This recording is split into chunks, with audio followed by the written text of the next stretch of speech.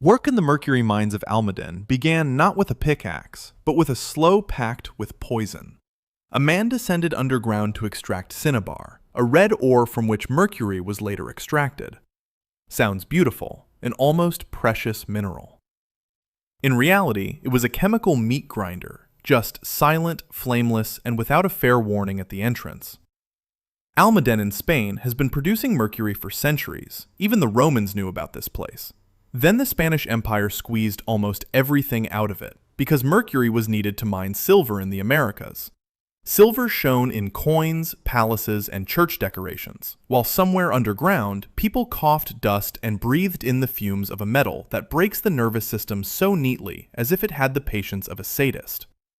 The most disgusting part is that it wasn't just ordinary workers who were sent to Almaden. Convicts were also sent there. People convicted of crimes were essentially exchanged for mercury. Very convenient. The state needed metal, the mine needed bodies, and a prisoner was already considered expendable. It was like hell's perfect accounting. If you died, you were written off. Cinnabar was mined in cramped tunnels, where the air turned into a thick mixture of dust, sweat, and fear. The ore was then roasted to release the mercury. This is where the real chemical infamy began. The mercury evaporated, entering the lungs, the blood, and the brain. A person might still be walking, still working, still trying to joke, but inside, the wiring was already beginning to disintegrate. Mercury poisoning doesn't look like instant death. No, that would be too honest. People's hands shook, saliva flowed, gums ached, teeth fell out, speech became slurred, moods fluctuated, memory rotted, movements became jerky. The body seemed to turn into a poorly assembled mechanism that someone kept forcing to work because the ore wouldn't pull itself out. And the mine wasn't just some small hole on the map. Almaden was considered one of the largest mercury deposits in the world. Its wealth was built on a simple idea. If poison brings in money, poison is called a resource. Very civilized, very humane. The worker there didn't just get tired. He wore out faster than the tool. The pick could be replaced. The basket could be repaired. The person was replaced too, but without repairs. The new one would descend. The old one would disappear upstairs, and the system wouldn't even blink. Almaden survived as a mine until the early 21st century. Imagine the scale of its stubbornness. For centuries, people were forced down to the ore that gave the world metal, money, and technological progress, while they were left with trembling fingers, ruined lungs, and a brain that was slowly giving in. Such was the deal. Those at the top got the glitter. Those at the bottom got the mercury in their blood. A chimney sweep's job in Victorian England often began with a child, whom adults simply shoved down the chimney. No training, no preparation. They shoved them in. Sometimes this child was 3 years old. 3. The age when a person doesn't yet fully understand why the world exists, and yet they're already being sold to a master because the family is poor, the workhouse is overcrowded, and the chimney, of course, won't clean itself. After the Great Fire of London in 1666, houses began to be built with narrower, more crooked chimneys. A noble goal: fewer fires. A side effect: children became expendable. An adult couldn't fit through, but a small body could. Sometimes the chimney was only 9 inches wide. Brilliant. Architecture solved the fire problem and immediately created the problem of child deaths. Boys and girls were driven up the chimney nearly naked. Elbows, knees, backs, faces. Everything was rubbed against the brick. Skin was peeled off. Joints bled. Soot clogged the wounds, eyes, mouths, lungs. The child would emerge black, shivering, and torn, and the foreman didn't say, "Poor thing, you need a doctor." No. He washed the wounds with salt water to roughen the skin faster. In other words, pain was used as a cheap manufacturing technology. Very economical, very disgusting. Some chimneys were still hot from the morning fire. Sometimes a child would be sent inside until the embers died down completely. If they got stuck on a bend, a silent nightmare would begin, unseen. Knees to chest, shoulders locked. No forward, no back. Panic only made matters worse, as the body twitched and got stuck even harder. The soot shifted, and that was it. A few breaths, and the child died in a chimney that the wealthy household simply wanted clean. In 1794, 2 boys were sent down the same chimney from opposite ends to clear a blockage. Both got stuck. Both died. Their bodies had to be retrieved through the walls. That's the efficiency of the old world. Instead of a decent tool, you take 2 children and get 2 deaths, plus a house renovation. And then came the illnesses. Soot ate into skin and lungs for years. Back in the 18th century, the English surgeon Percival Pott linked chimney sweeps work to scrotal cancer. It was one of the first confirmed occupational cancers in history. And what a marvelous price to pay for this knowledge. Thousands of children turned into biological filters for other people's stoves. The most disgusting thing was that mechanical chimney sweeps already existed. They could clean chimneys without a child's body inside. But a chimney sweep costs money. A child from a poor family was cheaper. That's the whole philosophy. Legislation only began to clamp down on this practice after the death of 12-year-old George Brewster in 1875, when Lord Shaftesbury instituted strict controls on chimney sweeps. Before that, society had looked at small black children on the streets for decades and pretended they were simply part of urban life. Convenient blindness. Very human. A harrier's work in British coal mines began with a belt around his belly and a chain attached to a coal cart. Yes, a man became a draft animal. Only worse. At least an animal was worth money. It was pitied as property. A child from a poor family, however, was worth next to nothing, so it could be bent over, shoved underground, and forced to drag a load through the mine's black intestine. Children and women were most often the harriers. In the early 19th century, this was considered a normal part of coal mining. A small body squeezed through where an adult worker would have been stuck with his shoulders. Some passages were only 16 inches high. This wasn't a corridor. It was a gap for a person society had already written off. The child crawled on all fours, pulling a basket or a low cart filled with coal, the chain tugging at his waist. His skin chafed, his knees swelled, his back became one long protest against gravity. The air was heavy, damp, black with dust. A candle smoked nearby, because lighting the mine properly was too expensive. Of course, money was needed up there, not down there, where little people breathe in rock debris. Sometimes the harrier was assisted by another child, called a pusher. He walked behind, bracing his head against the cart to push it along the narrow passage. His head, not his shoulder, not his hands, his head, because there was no room. From such work, the hair on the top of his head wore off, his skin grew rough, and the child went bald in a patch, like an old tool. Simply a magnificent victory of industry over childhood. The workday could last 11 or 12 hours.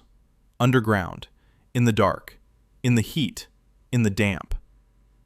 Among horses, men, children, coal, mud, and the constant risk of something collapsing above or water rushing through the mine faster than a person could figure out where to run.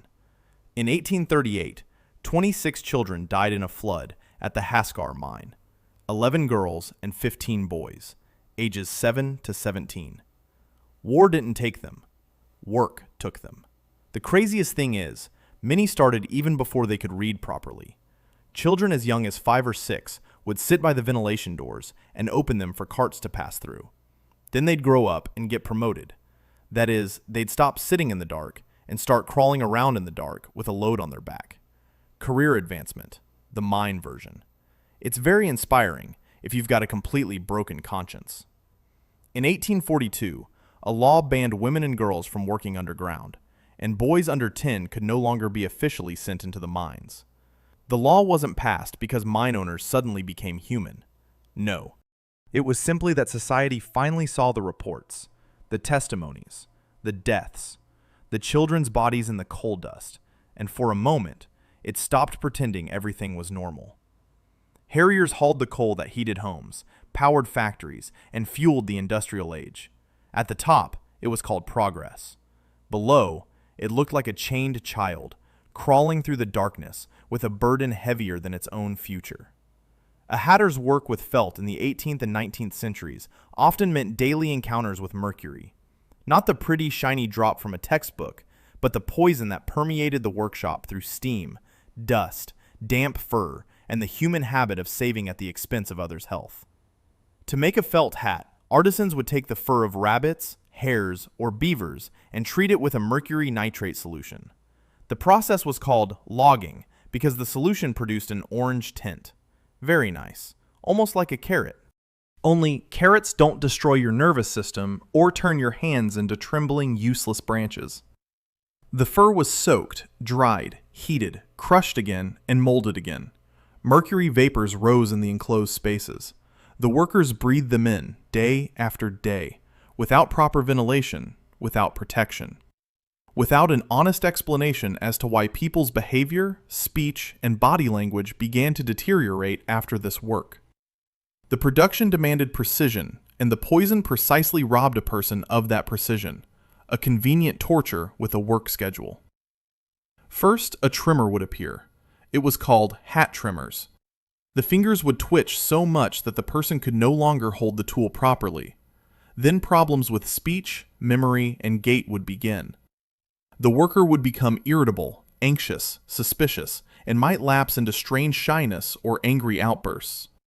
And those around them, of course, would draw the most stupid conclusion possible. The hatters were simply eccentrics. No, they weren't eccentrics. Their brains were being poisoned at work. The phrase, mad as a hatter, didn't just pop up out of thin air.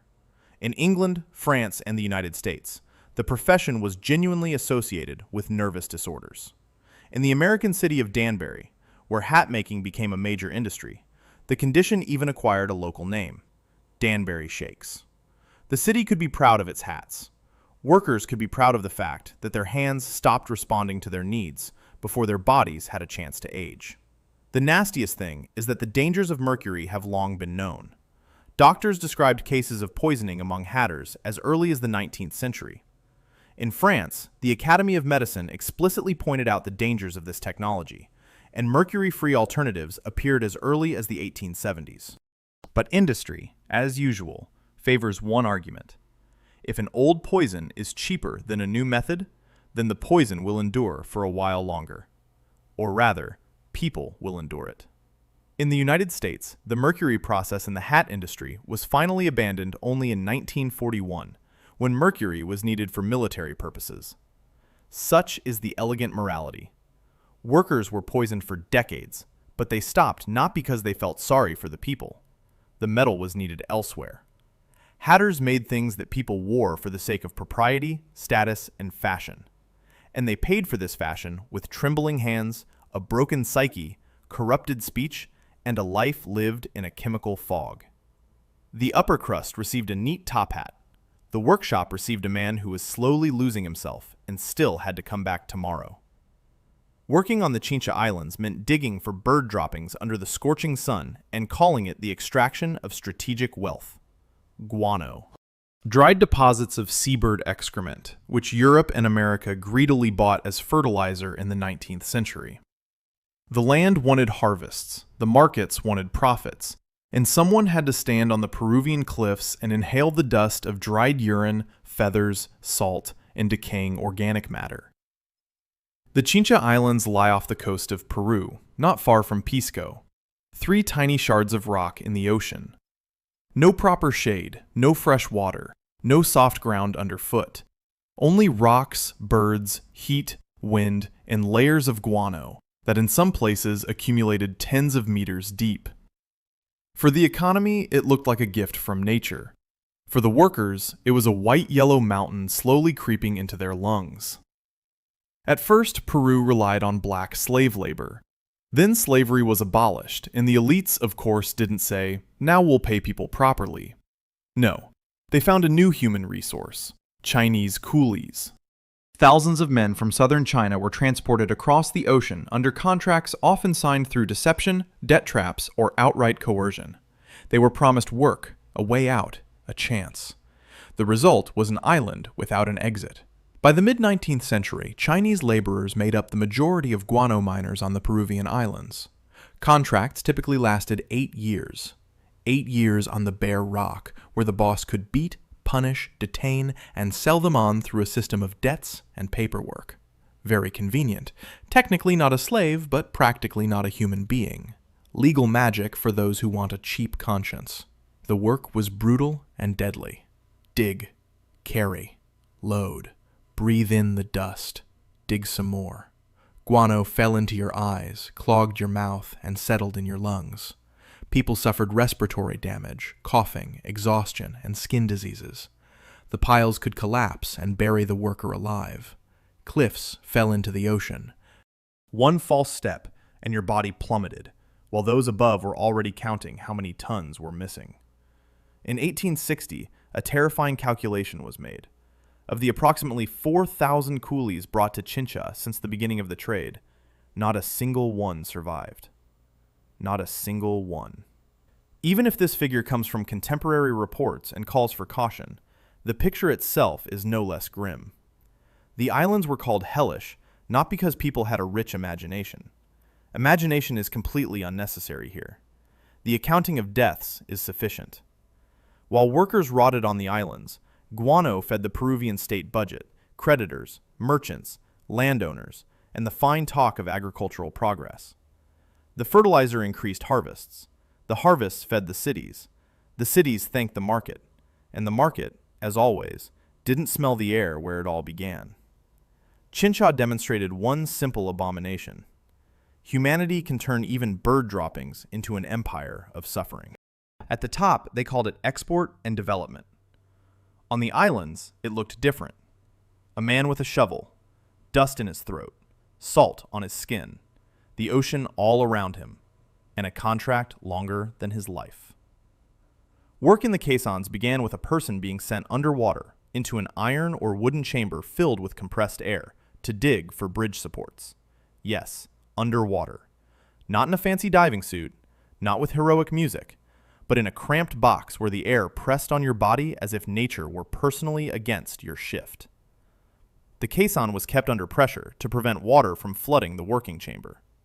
People entered through the airlock, descended, and found themselves in a strange hell. A river outside, a future bridge above, and inside, dirt, rocks, heat, steam, dim light, and a constant feeling that your body hadn't really signed up for this experiment. But engineering wanted great bridges, so someone had to be the bridge between progress and the bottom. In the 19th century, caissons were used in the construction of major bridges, including the Brooklyn Bridge in New York and the Eads Bridge across the Mississippi. The names sound monumental: stone, steel, national pride.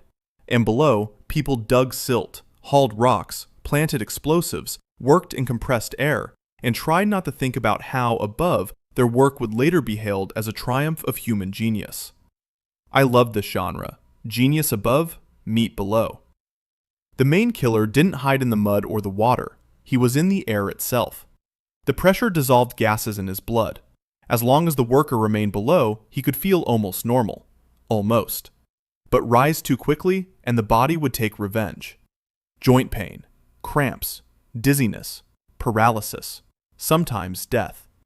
The disease was called caisson disease, but the workers called it simply twisting pain. A very accurate name, without poetry or lies. During the construction of the Brooklyn Bridge, dozens of workers suffered from caisson disease. Chief Engineer Washington Roebling himself suffered a serious injury after working in a caisson and was forced to manage the construction from afar for years. That's the price of a great project. Even a man at the top of the system could break down if you descended to where the poor were usually crushed. It was stuffy and hot inside the caisson. The air grew heavy, my ears ached, my head buzzed. The candles and lamps smoked.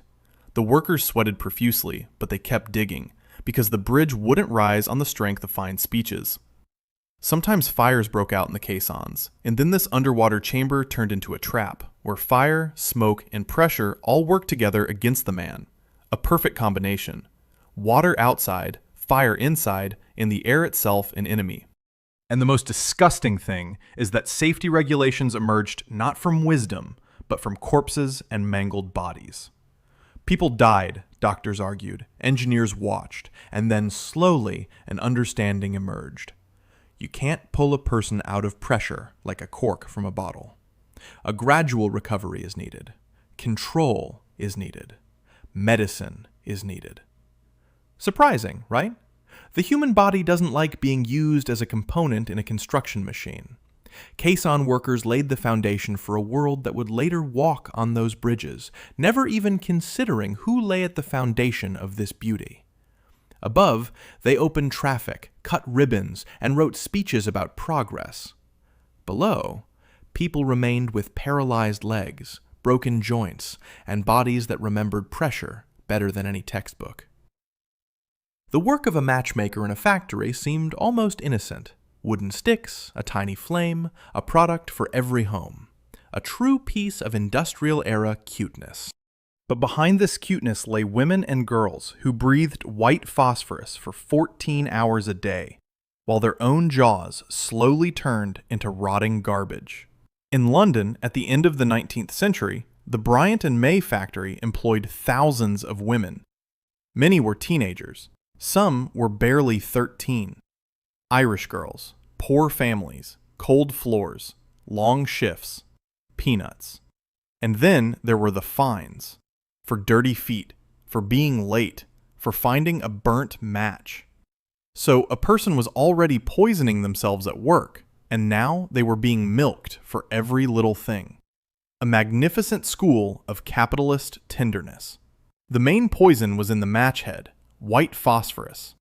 It was added to the mixture because it ignited easily. Convenient for the customer, deadly for the worker. Phosphorus fumes rose from tables and stoves, entering mouths, noses, and lungs. Day after day, stick after stick. Millions of matches went into boxes, but the invisible poison remained in the bodies of those who made them. At first, it was my teeth. A normal pain, it seemed. So what? A toothache. Only then did my gums become inflamed, my teeth loosened, fell out, and the bone began to die. My jaw rotted from the inside. My face swelled. A smell of decay emanated from my mouth. Dead chunks of bones separated, leaving holes where a person's face should be. The disease was called phosphorus jaw. The name was almost neat, medical. The reality was much dirtier. And there was another detail that made you just want to stare at the wall. In the darkness, the infected bones would glow a greenish white. Women made matches to give light to others, and then they themselves would glow from the poison that was killing them. Such was the poetry of industrial hell. No music, no beautiful meaning, only chemistry and poverty. If a worker complained of a toothache, management was in no hurry to save her life. They could tell her to have her teeth extracted or lose her job. Because the problem, of course, wasn't the phosphorus, or the conditions, or the factory's greed. The problem was the woman, who, for some reason, wasn't willing to rot peacefully for cheap matches. In 1888, patience snapped. After a worker who refused to deny the horrors at the factory was fired, around 1,400 women and girls went on strike. They were portrayed as dirty, ungrateful, and noisy, the usual. But they succeeded in having their fines abolished and conditions improved. This struggle later became a turning point for the women's labor movement in Britain. White phosphorus in matches was finally banned in Britain only at the beginning of the 20th century. Too late for those who had already lost teeth, jaws, health, and life. Matchbox owners produced a small fire in their homes, and the factory paid them by setting their bodies ablaze from the inside, slowly, quietly, and very profitably. The Radium Girls' work began with a thin brush, a small dial, and a substance that glowed beautifully in the dark. Young workers in factories in New Jersey, Illinois, and Connecticut painted numbers on watches with radium paint, so soldiers, customers, and ordinary people could tell the time at night. It sounds almost glamorous. The problem is, this glamour was eating away at their bones. In the early 1920s, radium was sold as a miracle product. It was added to cosmetics, drinks, health products, advertising, dreams, and other glittering junk of an era that hadn't yet realized that radioactivity didn't have to ask permission before it could kill. For girls, the work seemed prestigious. The pay was good, their hands glowed, their dresses glowed. Sometimes they even painted their nails and teeth to sparkle at dances, because they were told it's safe, absolutely safe. The process itself was devastatingly dull. The brush quickly lost its sharp tip, and the numbers on the dial were tiny. The bosses taught the technique. Sharpen the brush with your lips. Dip it in radium paint. Apply a brushstroke. Lips again. Paint again. Mouth again. Hundreds of times per shift. Thousands of times per week. Radium got on the tongue, in the gums, in the throat, in the stomach. Meanwhile, the men in the labs worked with lead screens, masks, and tongs. How unexpected. So someone finally realized this wasn't some fairy dust. Radium behaves particularly vilely in the body. The body mistakes it for calcium and drags it into the bones. So the poison doesn't just pass by. It lodges itself inside the skeleton like a neat, murderous tenant. First, teeth ache. Then gums bleed. Then teeth fall out. Wounds don't heal. The jaw begins to crumble. In some women, the bone literally crumbled and separated. The doctor pulls a tooth and a chunk of the jaw goes with it. Great price for luminous watch hands. Molly Maggia was one of the first to die in 1923. Before her death, her body was falling apart from infection and bone disease, and doctors refused to see the obvious for a long time. Companies denied any connection to the work. Of course, when profit smells of death, businesses suddenly lose sight, hearing, and the ability to read medical reports. Then a whole other mess began. They tried to make the women look sick for other reasons, hinted at shameful diagnoses, pressured them, and stalled. And this was especially vile because it was the radium that was wasting their time. Every delay in court was a gift to the corporation and a death sentence for the workers. 5 women decided to speak out: Grace Fryer, Edna Hassman, Catherine Shaw, Quinta MacDonald, and Albina Laris. By the time of the trial, some could no longer walk normally, lift their arms, or live without pain. They weren't fighting for a happy ending. That had already been stolen. They were fighting for the company to at least stop pretending that young women's jaws were just dropping off. They won compensation and medical care, but not their lives. All 5 died in the following years. But their case struck a blow to industrial arrogance far more powerfully than many laws. After Radium Girls, it became harder for employers to simply smile, sell poison, and tell workers, "Don't worry, keep shining." Work in Wittenoom began with blue asbestos, which looked like a useful industrial raw material, but behaved like dust with a very long memory. Miners in Western Australia extracted crocidolite, one of the most dangerous forms of asbestos, and every day they inhaled microscopic fibers that didn't burn, didn't dissolve, and had no intention of politely leaving the lungs. The Wittenoom Gorge deposits began to be actively mined in the 1940s. Back then, asbestos was considered a near-miracle material. It withstood heat and was used in insulation, construction, industry, ships, pipes, and brakes. Progress was patting itself on the back. Meanwhile, the worker stood in a cloud of blue dust, his lungs turning into a warehouse of needles, only without the right to inventory. Dust was everywhere. In the mine, on clothes, in houses, on the streets. It covered hair, skin, food, children's playgrounds. Ore waste even littered roads and courtyards. What a brilliant idea! If hazardous waste is already lying around, why not spread it across the city? Very convenient, very cheap, very deadly. But this doesn't become clear right away, but years later, when the culprits have become respected figures with folders of documents. Miners drilled, crushed, loaded ore, and breathed. The simplest operation, the heaviest price. Crocidolite fibers penetrated deep into the lungs and remained there for decades. Then asbestosis set in. Scarring of the lungs, shortness of breath, coughing, fatigue from ordinary movement. A person tries to breathe and the body responds, "Sorry, the space is filled with industrial dust." But Wittenoom's greatest nightmare was called mesothelioma, a cancer of the lining of the lung that can appear 20, 30, 40 years after exposure to asbestos. That's the ultimate in meanness. You've already left. The job's over, the mine's closed, the children are grown, and inside, there's a deferred account, and it hasn't lost your address. The company knew the risks. Doctors and inspectors warned. Documents piled up, but mining continued until the mid-1960s, because money always has a way of turning a deaf ear. When the mine closed, the problem didn't go away. The town itself became a contaminated monument. So dangerous that authorities later began removing Wittenoom from maps, closing access roads, demolishing buildings, and persuading the last residents to leave. Thousands of workers and residents passed through Wittenoom. Many died from asbestos-related diseases.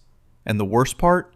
Some of the victims didn't work in the mine at all. They simply lived nearby.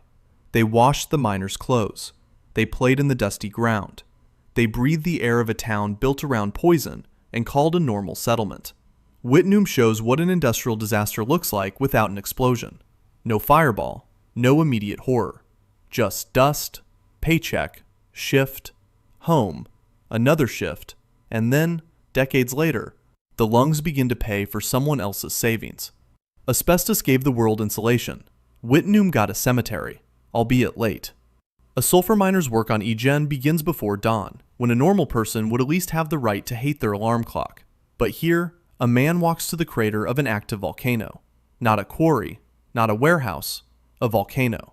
Inside a place where the earth literally exhales acid, gas, and hot yellow death, and you have to call it a shift. Kawah Ijen in Indonesia is famous for its blue lights.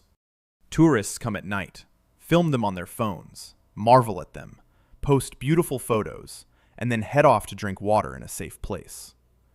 But the miners stay. Because for them, these lights aren't a natural wonder, but rather an illumination of the work area, where sulfur dioxide burns blue and reminds them that even the air here is against them. A miner descends into a crater with baskets and crowbar. Below, metal pipes vent hot sulfuric gas. It cools, turns to liquid, then hardens into bright yellow chunks. Beautiful? Yes. If you watch from afar and don't realize the people nearby are burning, their throats are sore, they're coughing, and their lungs are receiving another dose of chemical torture. A protective mask is often a luxury. Many cover their faces with a wet rag. That's the extent of technological progress. A volcano, toxic fumes, an acidic lake nearby, and a wet cloth as a last line of defense. Humanity can launch satellites, but it still offers sulfur miners a rag. Very respectable. Sulfur is chipped away by hand, with bare hands, crowbars, baskets.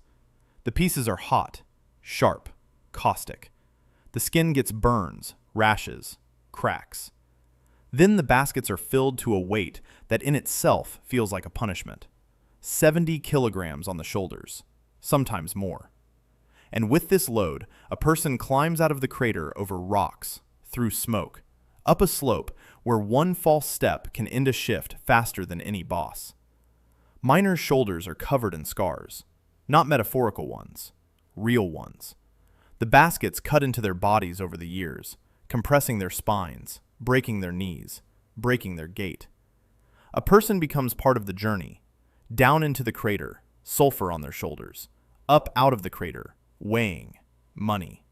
Then again, sometimes twice a day, sometimes 3. The body rebels, but the market doesn't hear the wheezing. Near the mining site lies an acid lake. The water there isn't for romantic photos, but for chemical horror. It's so corrosive that contact can burn skin and mucous membranes. But tourists love the contrast. Blue flames, turquoise water, yellow sulfur. And somewhere in this colorful nightmare, a man walks, carrying a burden heavier than his own salary. The worst part is, the world doesn't need this particular sulfur. Most sulfur has long been produced industrially through oil and gas refining. Machines make it safer, cleaner, and more efficient. But Egen continues to operate because manual labor is cheap, and exotic tourist attractions sell. Mountains, fire, poverty, selfies. The full range of modern sensibility. Aegean miners don't mine gold. They mine sulfur for sugar, cosmetics, fertilizer, matches, and industry. In other words, for things that look perfectly ordinary on the surface. But down below, that ordinariness is paid for with coughs, burns, crooked spines, and lives slowly erased by the volcano.